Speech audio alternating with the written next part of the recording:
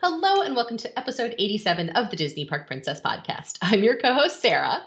I'm Sharla. It's my birthday. And I'm Heather, and I want to say happy birthday to both of you. Thank you. It's not my birthday yet, though, so. By the time you hear this, it will be. Exactly. So happy birthday to both of you ladies. All the cake and candy and cookies all around. Yes. Yeah. Sharla, do you have like a special dinner planned tonight or something? What are you doing? No. We had our special dinner on Saturday night, or Sunday.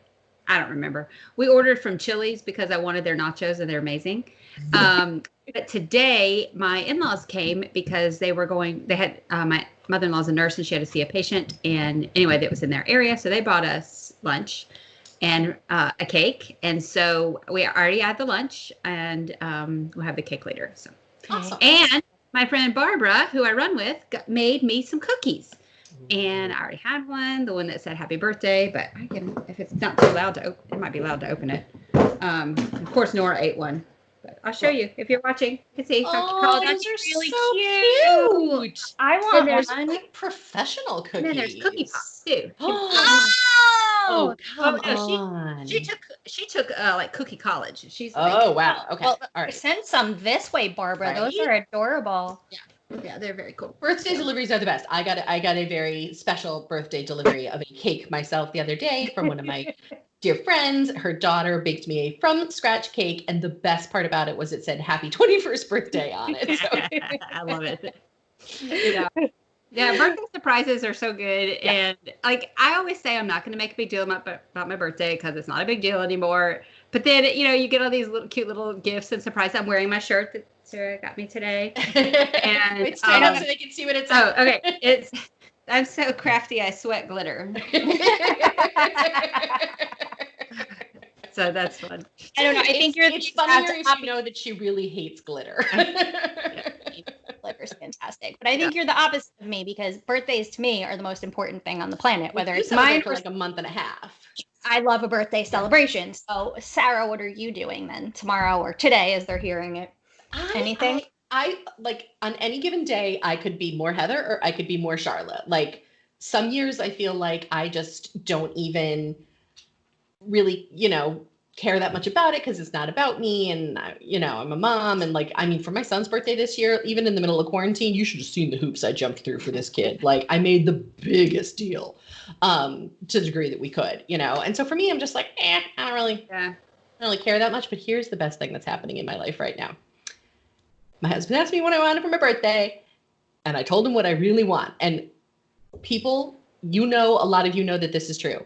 I said I wanted a clean house, not like a neat house, but like a clean, aggressively clean like house. You're on your hands and knees scrubbing out the grout type of thing. Exactly. And for the last 2 days, every time I look around, he is scrubbing something else, and it is the best gift I could possibly have gotten because when I wake up on my birthday, I'm not going to have to lift a finger in this house. It's going to be dusted and straightened. And, it's fantastic. So it's everything I could have wanted for my birthday. I mean, last year was really good because I got to go see Hugh Jackman. But this is pretty close. But since we can't go places, can't go places, and if you have to be stuck in your house, right? Yep. Why not? Yep. That's awesome. I love it. Yep. And there will be ice cream cake. There better be. Carvel. I made cinnamon ice cream the other day. And it was so good. So yeah, but see, you don't have Carvel in your area, right, Sharla? No, I don't. It's a Northeast thing. It's Carvel. So good. Carvel is. But I don't know. There's nothing special about their cakes or even just their ice cream. There is the crunchies in the middle. Pick them and out. Did you know that Carvel actually invented soft serve ice cream? I did not know that. It's true. Carvel invented soft serve ice cream. My ice cream was kind of soft serve because it didn't didn't leave it in the freezer long enough. But it was really good. But then the next day, ice cream. That's not soft serve. Well, you have to. So you have to cook it a little bit. Oh, some ice creams you have to cook it a little bit, and then you have to chill it, and then you put it in the ice cream maker, and then you have to freeze it. So it's a thing. It's a process. You sent us that video, and I looked at Justin. And I go, Charlotte's got the ice cream maker for her KitchenAid. And he's just like, no, you don't need that. You do need it. You really do. This was a gift for Christmas a couple years ago. And yeah, you really need one. And it doesn't take up any counter space because you keep it in the freezer. So this is how you know you're in your 40s, right? Heather, you'll get here. But Sharla and I are already here. Heather, you'll get there. The other thing that I kind of really wanted for my birthday is the air fryer lid for my Instant Pot. That's like I'm 40. I will be 46 by the time you hear this, and that's I feel like pretty peak 46. Yes. Like yeah. Hey, I like appliances. Like, what is the one thing I wanted for my birthday? My air wrap. Yeah. Oh yeah, the Dyson air wrap. Yeah, but that's not a. I mean, that's like a glam thing. That doesn't really count. There's nothing glam about an air fryer. I didn't know that there was an air fryer for the Instant Pot thing, and now I need that. Now we might need it. The thing is, I got rid of my air fryer because it was too big for too little of a space. I've never had one for that exact reason. And now, but we use the Instant Pot all the time, so might as well. Okay, Lou. He got me a better gift, which I'm not going to talk about yet, but if now maybe he really did. Yeah. But he really did. Yeah. Yeah. So he really did get me a really good We'll get to that later, but later. It's good. It's good. Well done. Yeah. Yeah. I mean, like Hugh Jackman level.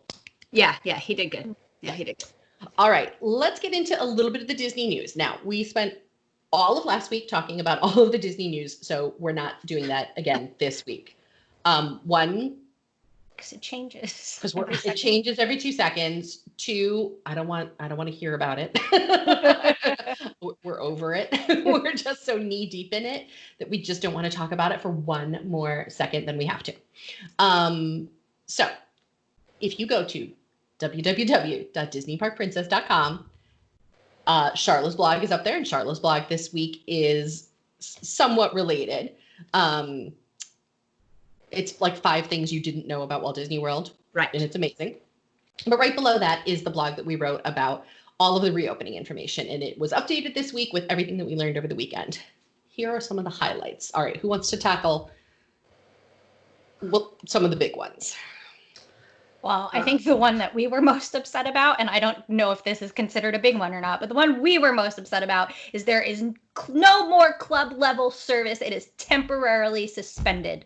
We don't know for how long, but I mean, come on, no club. And part of that is that none of the hotels that are going to be open on July 11th even have club level. Yeah, I think the only ones that are, only one that is open on the 22nd is the Jumbo House, which we all know as Animal Kingdom Lodge, but there are some DVC villas there, so it's considered Animal Kingdom Villas Jumbo House. And those do have quite a few concierge villas. And so I would be really upset if I was booked in those, and then, how do they do that? Am I getting my points back? Am I getting money back? I don't know. But yes, so that's the only one with. There's a couple of things with that same type of thing. In-room celebrations not available. Self-service laundry is available, but dry cleaning and valet are not. So no spas, no beauty boutique. Yeah, resort airline check-in may not be operating. Fitness centers may have reduced hours and capacity. So there are some very limited offerings at the hotels themselves. Which is common sense, right? Like we're trying to kind of ease into this opening. So not everything can be available all at once. And I mean, gyms aren't really open in most places. So, the fact that they even have it open. Yeah. Here's the other one that made me sort of clutch my pearls, which was no Storm Along Bay at Disney's Yacht and Beach Club. That one made me like, I know. I wonder why though, because they do have other pools, like all of the resort pools are open at the other hotels. At Yacht and Beach, only the leisure pools are. So you do have pools open. Yeah. Why not? I'm struggling to understand. I'm sure there is a good reason, but I can't figure it out in my mind. I don't know if it's just because it is so spread out. Like the pool is so, because when you go down from like the the zero entry sand bottom through the lazy river down to I don't know if it's just because of it would be hard to monitor to avoid crowds. I would assume that if the hotels are already at reduced capacity and then they're reducing capacity in the pools, wouldn't it be better to have a bigger space that people can spread out in?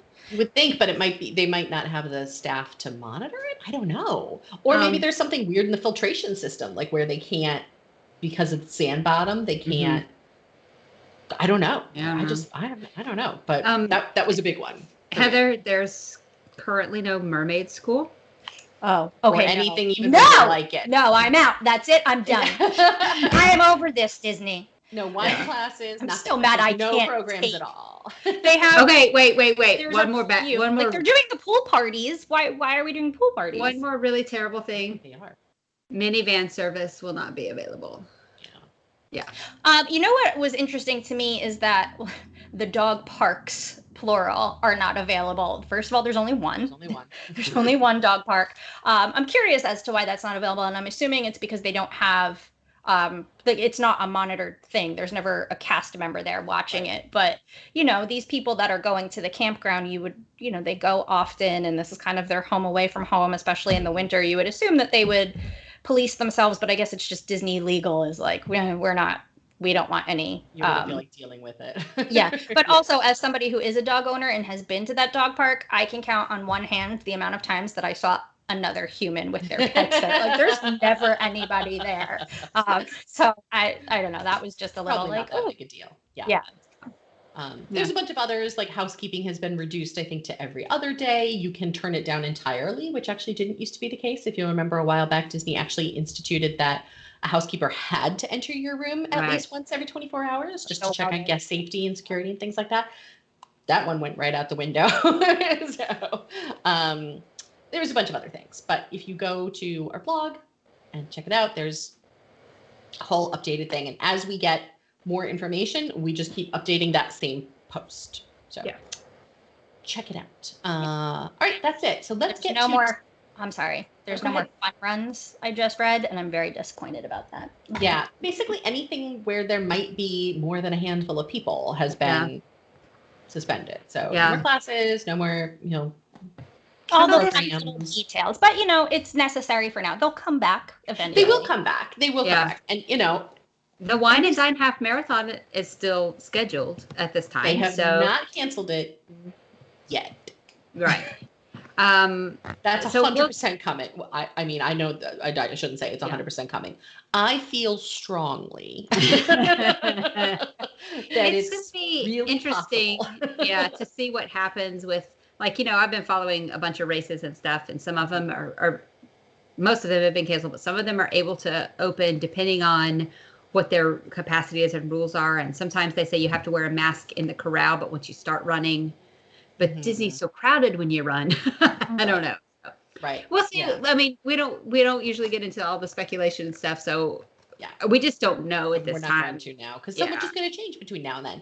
Yeah, it's going to open in mid-July and they're going to try things and then the rules are going to change. And by the time you get to November, like who knows what it's going to be? I mean, next week, everything is going to be different. Never mind 5 months from now. Exactly.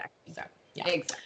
All right. So coming up next, our topic for today, and we're excited about this one because it's just a fun one, and it's nice to do fun ones every once in a while. This was Heather's idea, it was my idea actually. My idea was the Patreon extra. That's right. Heather's was the Patreon. I'm completely confused. So we're going to be talking about queues. Queues at Walt Disney World. Queue is Disney speak for the line that you go through to get onto a ride. And now that there's no Fast Pass, everybody's going to be getting to see the queues in a whole different way. And there are some really amazing standby queues at Walt Disney World. So we're going to be talking about all of that. So stay tuned. Okay, let's get into it. Queues. As I just said, a queue is just a line. A line. A Q-U-E-U-E. Queue. Thank you. Yes. Every time I see it spelled, every once in a while, it's spelled C-U-E. I lose my mind. Yeah. Such a weird word. It's a very strange word because it's got a lot of different meanings. Like, depending on where you live in the world. It could be a noun. It could be a verb. It's very versatile. Yes. So last time, I think the three of us, when I went through the Peter Pan standby line for the first time and I had never seen the queue before? I was with Sharla. It could have been with Melissa. It was with Melissa. Okay. Yeah. So I had never been through Peter Pan's flight at the Magic Kingdom since they redid the queue. And so this was sort of what inspired this topic today because all this time, and they redid that a long time ago. A long time ago. I was living in Florida still when they did that. a long time ago. But it's a perfect example of if you go frequently, or even if you don't, and you have a fast pass, your experience is completely different than the people in the standby line. Right. And different isn't always better. Like sometimes, like some of these queues have some really cool stuff going on. So pretty much for every new attraction that they're putting in, they are building this either interactive or fun or something queue, which is good. Yeah. But they have been upgrading the older attractions as we go. So that's what we're going to talk about. Yeah. And so not every attraction has, an upgraded queue, but a lot of them do at this point. Yes. Even if it's small things. All right. So let's go through park by park and talk about some of our favorites. And let's start, as all things should, in the Magic Kingdom. What are some of your favorite Magic Kingdom attractions with queues? Peter Pan's Flight. That's one of the best ones that they have done. If you haven't seen it, it is, you go through the nursery that where Peter Pan is, and each of their bedrooms is set up. They have interactive things that you can do. And just look, even if you don't play the little games, you can look around. A Tinkerbell flies through the room and ends up in different spots. I almost cried. I think I almost cried when that happened. It's amazing. It's a really, really amazing queue. It's so amazing that I don't even mind waiting for Peter Pan's Flight. I love that attraction anyway, but that queue is amazing. Yeah. Top. Yeah. What else? I really love, this is, I think nobody pays attention to it, but I really love the queue for Big Thunder Mountain since they redid it. There's again, it's not super crazy interactive, not, but they added little elements to it so you can blow up some dynamite and you play all these little games while you're there. And it's a lot of fun to kind of keep you entertained while, you may have a 30-40 minute wait. Yeah. And that one's a really subtle one, I feel. If you're not paying attention, you can completely miss. Oh, absolutely. Because it all looks like old mining equipment and little posters, and you could just be sitting there and not realizing that you could be having all this fun while you're just waiting. I love it. Yep. I really like the Haunted Mansion queue. That was mine. Yeah. It's very, very good. You go through the cemetery, there's riddles, there's a riddle at the very beginning of the cemetery, and a lot of people miss it. They don't pay attention. If you read all the tombstones where the busts are of that family, it's a whodunit. Then the's things all over the game place that you can play. But Madame Leota is my favorite. Yeah. I'm not going to spoil it. Yeah. For anybody that doesn't know, pay attention, really very close attention as you're going through. Yeah. Seven Dwarfs Mine Train is another fun one. That's a great one. Because that one really, it involves teamwork. You got to get everybody's got to be at every station involved. Yeah. That was the first time I think that was the first time I had ever seen some of that, on one of my last trips with one of you, I don't remember who, where they actually got one of the things working, and I had never actually seen it in action before. I knew it could happen, but I had never seen it happen. Yeah. And it was so cool. Yeah, it's very cool. I don't know if they're going to be able to keep that part open. Sure, because people touch it. I sure hope so. Because of the touching, yeah. It'll come back though. So yeah. Can we talk about Disneyland? Are we just sticking with? Okay, you can do whatever you want. It's our podcast. The Indiana Jones ride at Disneyland has a fantastic queue. It's you have to walk forever because you have to get out of the berm and stuff like that. But they've got that rope that you pull that you're not supposed to pull. Oh, like they have a kind of like that. Yeah, but they've got all sorts of. They've got it looks like the darts are going to shoot at you. They've just got some really fun stuff in that queue, I think. Yeah, that is a fun one. Yeah. There's also a hidden Eeyore in there, everyone, just in case, And the Indiana Jones Adventure? But now we gotta go back. Opening. I gotta get out there and see. Me too. So let's see what else in the Magic Kingdom has. Well, so Space Mountain has had the games for forever. I feel like that and Winnie the Pooh were probably the OG, the first couple. Yeah. As a mom though with a little kid, the one I appreciated the most was Dumbo. When they moved to Dumbo Yes. and added the second carousel and put like, in like the here, pager system. Cueless Mommy's queue, just gonna yeah. sit over here and relax. You go run and do whatever it is you do. Goodbye. Have fun. Yep, I see ya. Yeah. Too bad they don't have cocktails that you can. Killing. Yeah. Yes. But even just the fact that it's indoors and it's air conditioned and the kids can like run around and get some of the yayas out, like Here's what they need. Fantastic. They need like those old school carnival buskers or like circus buskers where they have like the little like the cigarette tray and they walk around and get your cotton candy, get your peanuts, because I feel like just bring that over here. Bring them over here. Yeah, exactly. That's a really good. Yeah, that's a really good one. I'm kind of going through the park. The Little Mermaid queue is not great, but it's they have Scuttle in there and he's fun. Yeah. Buzz Lightyear has Buzz. Yeah, that's not great. Sometimes, you know.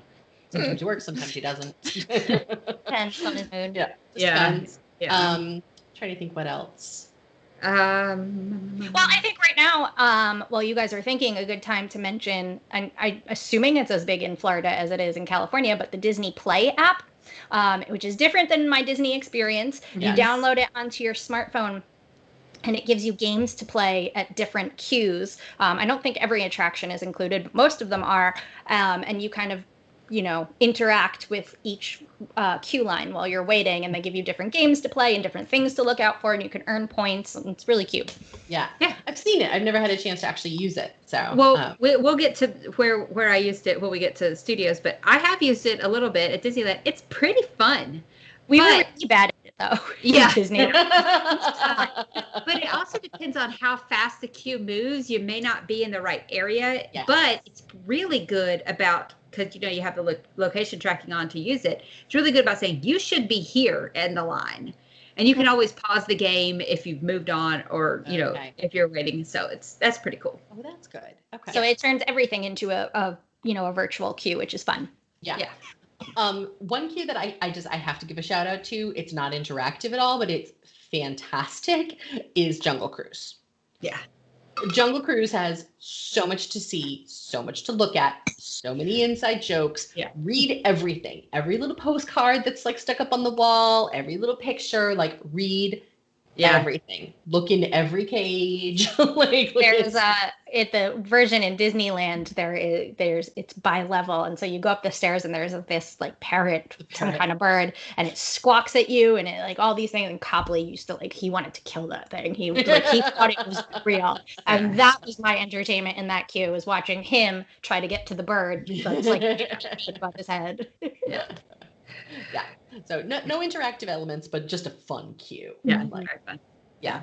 And that's actually one of my favorite things about Disney in general, any Disney park in the world, is that they've taken what could be just a boring slog through the line and turned it into something. They've put the thought and the detail, into just expanding it for you. Yeah. I love it. Well, all right. I feel like can we skip and go to Animal Kingdom, because I feel like that was only because it's your birthday. That's right. No, we could do whatever you want. It's your birthday. Okay. Or anytime, because I'm just going to talk about it. Because you're the dictator. Yeah. And I edit this podcast, so it can be whatever I want. Very true.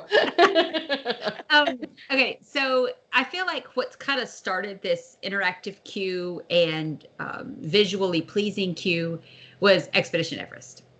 When they built that attraction, that was the first one that really had so many details in this queue. They leveled up with that one. Okay, well, that's not necessarily true, because Tower Terror and stuff, but this one has queue overload, right? Yep. So I even heard that Joe Rohde went to Nepal and got some camping stuff and brought back actual real artifacts from there. But there was a whole National Geographic expedition to Nepal. Yeah. So you follow this story of these campers who go and they're in search for the Yeti, # for the Yeti, and they have camping set up. They have attacks, where the Yeti attacked. They have all sorts of things, and a lot of people just don't pay attention because they want to get on the ride. If you go through the Fast Pass queue, there's 3 things set up, but if you actually go through the real queue, you can see so many things, and it is my favorite of all of them, I think. Yeah, my favorite is the Yeti poop. Yeah. Yep. But also Expedition Everest and the most recent refurb of the queue, they added the really interactive elements with the magic bands. Yeah, so that now as you it's go like through, sometimes some of the little signs like posters. will have your name on it all of a sudden, or will have, which that's just such a fun, Really great. Yeah. such a fun little detail that you have to be paying attention to see. So many people walk right by it and never even notice that their name's up on the wall. They do that at I know I'm skipping around, but they do that at Rock and Roller Coaster too. Yep, and it's a I small world totally too, yeah. went on a world tour at Rock and Roller Coaster. It was Feel the Love World Tour starring Heather. Sorry, missed it. Well, that is a really good element that they have done, because like at a Rock and Roller Coaster, they've got it at Expedition Everest.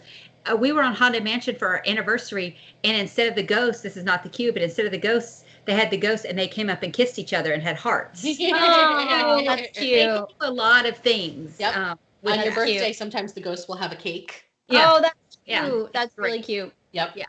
Really fun. What else at Animal Kingdom, as long as we're over there, has a really great cute go? This is the newest Flights of Passage. In fact, when this ride first opened, I made sure I told every single one of my clients, don't even bother getting yourself a fast pass. The first time you are going to ride this ride, you are doing yourself the greatest disservice on the planet by not waiting in that queue. Because if you get a fast pass, you miss 90% of that queue. You miss everything. So sure, nobody really wants to wait 3 hours, but if you can get there early enough in the day and, maybe you're only waiting 90 minutes, that's worth it, because it's beautiful. It's telling a story. That animatronic, of the Na'vi, it's like mind blowing. And you miss all of that, which is, sure, it's waiting in a line, but it's setting you up for the story of the ride you're about to get on. Right. So yeah, I get it. Maybe your second, third, fourth, fifth, thousandth time, get the fast pass. But that first time you're riding that, if you don't see that queue, you are missing that entire attraction. The point of it. Yep. Agree. Yeah. I also really like the queue for It's Tough to Be a Bug. There's not a queue per se. Well, there is, because you have to the walk up to waiting the room tree. or whatever it is. Yeah. Yeah, but before that, when you get close to the Tree of Life, that is going to be your best option to see the Tree of Life up close and all the detail that's in it. And a lot of people probably don't know that the Tree of Life is made of tons of animals in this puzzle that they are together. And you may see 3 animals, you may see 100 animals, depending on where you are in the actual queue. So look up at it. It's worth going on that just to go in and see all those animals. But but once you get inside and you're in the little holding area pre-show, there are nice little movie poster parodies on the wall. It's very fun. Yeah. Very, very fun. So much. And then the music is so much fun. I love it. I love it so much. All right. What else in Animal Kingdom? I'm trying to think. Well, even the safari, it's not really interactive, but it's kind of like the earlier version of the Expedition Everest queue, where they're setting up the story, right? You're going on this 2-week safari. So, you walk through the ranger's office. They're teaching you about how to look out for poachers and conservation. Then you walk through, the Trek office, where you're going to get fitted with all your gear and all this. And, I'm guilty of it too. I just rush right past because I want to see all the animals and get on the ride. But if you really pay attention to where you are, you're going to notice all of those details. Even when you're in the less exciting parts of the queue, they have the signs, with the animals above, so you can sort of get to see what you're going to hopefully see, and so you can spot them a little easier and learn what they are. And there are similar things to that at Kali River Rapids too. You learn about the story of Kali River Rapids, because I think I've only ever been on that ride once during extra magic hours. I've never been in that queue. Yeah, that's because your favorite thing to do is shoot people with the water elephants. Oh yeah, I don't want to be wet. I want to go torture people who are already wet. So that's where you'll find me. That's my favorite thing. I'm not kidding you. That's one of my top 3 favorite things at that entire park. I love it. Very true. Okay, I think that's pretty much it for Animal Kingdom. Let's do Hollywood Studios. Okay. Because we'd already talked a little bit about it with the Indiana Jones or whatever. Indiana Jones, Tower of Terror. Tower of Terror. So Tower of Terror is fairly boring outside. But I disagree. That's my favorite queue anywhere in Disney World. I hate the ride. I hate that ride. But that queue, I always, every single time, get in line with everybody so I can sit and just enjoy it. Because, okay, it's boring. There's not like artifacts or things to look at, but I just love the theming of 1930s Hollywood, and it's a little bit creepy. And the closer you get to the ride, the more run down it gets. Like it's, I think it just transports you, and it sets the story so well. I love it. I like the fountains and the greenery and stuff, but once you get inside, that like creepy slow jazz. Oh, I love it. But then, so everybody thinks of the lobby, which is awesome. But then after you go on the pre-show and you get into the boiler room, the details in that are amazing. Yeah. Before they redid the Disneyland one, that one was even better in that boiler room. But I never watched the Yeti at the old Matterhorn Yeti was in there, and he's still in there. Harold's still there, but before they redid it, when it was Twilight Zone, the episode where I guess they drew a door with chalk on the wall. If you went upstairs, because again it's 2 levels, if you went upstairs, you would see that door, and if you listen, because you had to really listen, it's loud in there, and you put your ear up, you could hear somebody knocking from the other side. Oh, that's amazing. Cool. Yeah. Yeah, there's tons of, if my husband every year, Sci-Fi has a marathon of the Twilight Zone, and he records every single episode every single year and then watches them. And so for him, it's like Christmas, because there's like all these details of like all the episodes that he's seen over and over and over again. And so like there's like the book and there's like the, it's great, the recipe book and like all kinds of really cool details. Yeah. Muppets. Muppets 3D. That's a good one. Really good one. Do they still have the key under the mat? It's still there. Or they did in February. I just checked in February. Yep. There's so many little things. There's so many. Every door as you walk through the hallway means something, and then you get into the queue area, and there it's joke after joke after joke after joke after joke. Some of them are really obvious, and some of them you gotta want it. You gotta really want it to know what they are. But that's one of the ones that I like the pre-show better than I like the actual. Yeah, agreed. And I do really like the show too, but the pre-show is so funny. And if I don't see the entire pre-show, I'll wait. I've waited cycle, like depending on where I go in, come into it. But I'll wait an extra cycle to watch it because it's really funny. So good. Yeah. So good. Yeah. Well, let's talk about Rise of the Resistance, because talk about taking the pre-show / queue area to a new level. I mean, it's just a whole other thing. Yeah. So Rise of the Resistance. So we don't want to spoil it for anybody who hasn't seen it, but there's like queue, pre-show. It's like. Yeah. I feel like I only waited in one line to me. Like I waited in a line or I didn't wait in a line. I got my boarding pass, and then you go through, like you get on the ride, quote unquote, because I think of it as the first part of the ride. And then I waited in a line for first I waited in the line, and then I got on the first part of the ride, and then everything just kept moving. Yeah. And so even though you're not technically on the ride yet, I still felt like it was part of the ride. Yeah, like Sharla and I kept going, like, is this the ride? Is great. This it? So the queue for Millennium Falcon Smugglers Run was where we played with the Disney Play app in Disneyland. And the queues, as far as I can tell, are exactly the same, Disney World and Disneyland. Yeah, identical. Yeah, but it was fun, So we would go in, and the Play app would say, okay, so now you should be standing behind the Millennium Falcon. How many air vents do you see? And so you would click the number, and then it would say, okay, and then something would happen. So it was interactive. It was very neat. But even without playing the game, you don't need to play the game to enjoy that queue. Yeah. Mm-hmm. I think I liked Smuggler's Run queue better than I liked Rise of the Resistance. And again, because I don't count, once the action starts happening in Rise, I think that's part of the attraction, and I'm not counting that as the queue. But after you get your boarding pass scanned and you're just sitting there for an hour, there's nothing. I was in a cave for 35 minutes, texting my friend Nikki. I'm like, okay, so I'm in a cave room, and she's like, does it look round? I'm like, it looks exactly like the cave room I was in 5 seconds ago.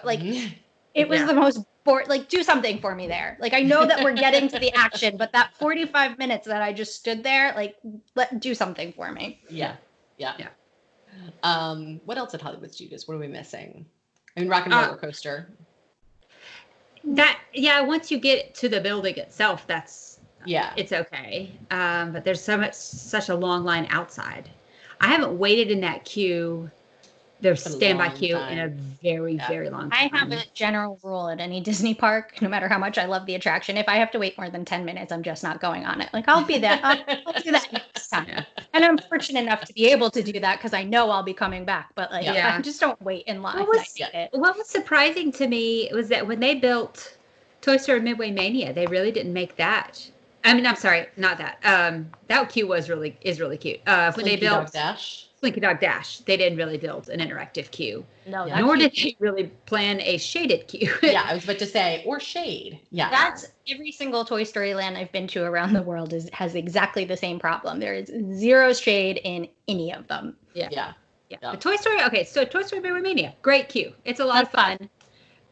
It is very good. I actually have not ridden that ride since they changed where the entrances. Yeah, so I haven't either. I can't speak to that. Yeah, I don't know what it is now. But I realized that I haven't ridden it in so long in either coast that Justin, when we were at Disneyland for Food and Wine, he's like, "What's this ride?" I'm like, "It's Midway Mania," and he had no idea what it was. He had never been on it, and I'm like, "Have I really never brought you on this?" Okay, all right. Next time, instead of riding in Credit Coaster, we'll go on. Yeah, it's fun. It's fun.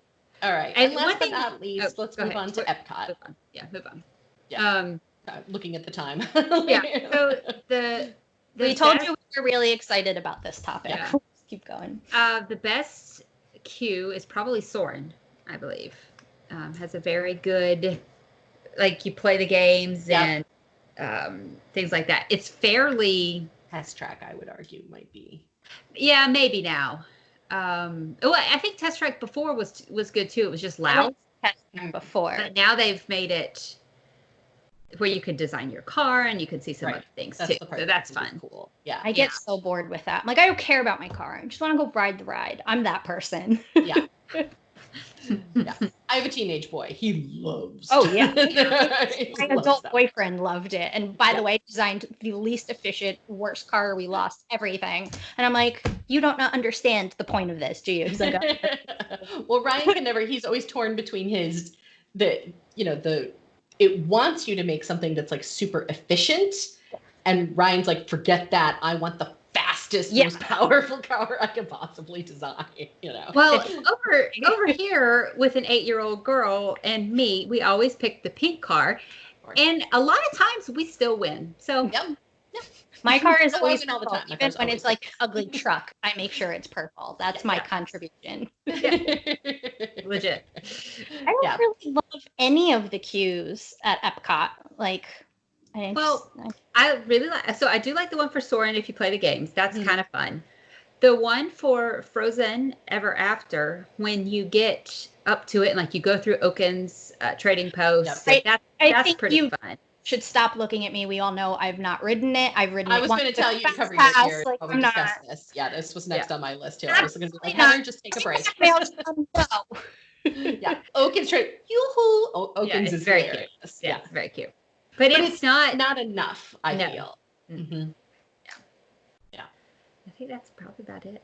I'm just trying to think if there's anything else that has. Well, I guess we could say Finding Nemo, right?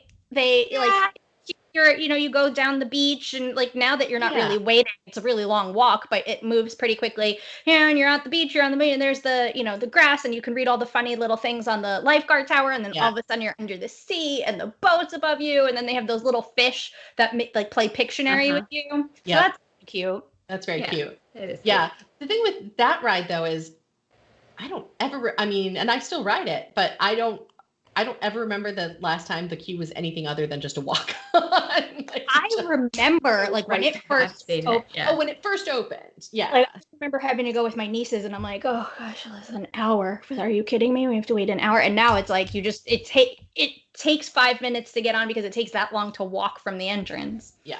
Yeah. Exactly. Yeah, it's a long walk.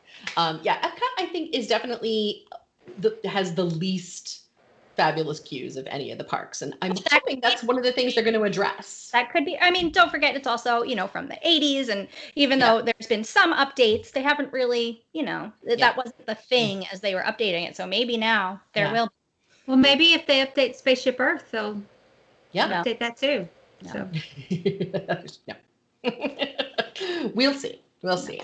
All right. So that does it for this week. What is your favorite queue? Let us know. Make sure that you have joined the Disney Park Princess Facebook group so that we can talk about this. Post what is your favorite queue? Which ones do you like? Which ones do you not like? Which ones do you think need more work? Which ones were disappointing? How much do you also love the Peter Pan queue? Because that's probably my favorite of all of them. Yeah, I think it's amazing. Next week, we're not doing a podcast. We are taking the week off. Yeah. We are taking the week off, a little belated birthday present for Sharla and myself, and a very belated birthday present for Heather. No podcast next week. So June we're very 17th. sorry, but we're gonna rest. We're gonna mini vacation it. That's right. Take just a little teeny breather. And then we will be back, of course, the following week with a new episode. But if you are a Patreon supporter, first of all, thank you. Second of all, we do have the Patreon Extra still coming up this week, and it is going to be, what are some of the things that we really miss from Disney of yesteryear? This was Heather's suggestion, and she's got a whole list going. I legit list. I have my phone ready and going. We're probably not going to get to all of them, but it's okay. But also, we had promised that for the Patreon Extra this week was going to be our least favorite restaurants. So we're going to bump that. So that one will be in the future because we're just having some fun. We're just more fun. But let's be happy and fun. That's right. So that's it. So next week we'll be on vacation. We'll be back in a couple of weeks. We don't know what the topic's going to be because, wow, a lot can change between now and 2 weeks from now when we get back. So we make no promises. Thank you so much for joining us. Thank you for listening. Thank you for reading. Like the Facebook page. Join the Facebook group. Follow us on Instagram. Follow us on Pinterest. And don't forget to visit the blog at www.disneyparkprincess.com. We'll talk to you in a couple weeks. Bye, guys.